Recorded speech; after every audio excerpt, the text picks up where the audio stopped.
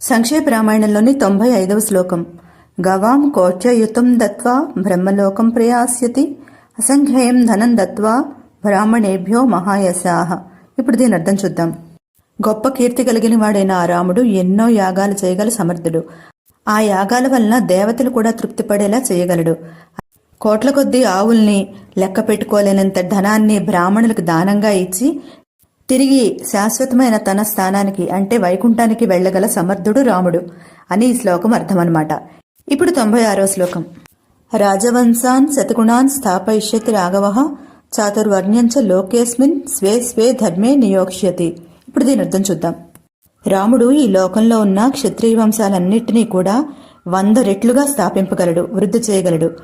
4 వర్ణాల్లో జీవించే ప్రజలందరినీ కూడా వారి వారి ధర్మాలు వారు ఆచరించేటట్లుగా చేయగలిగినవాడు రాముడు.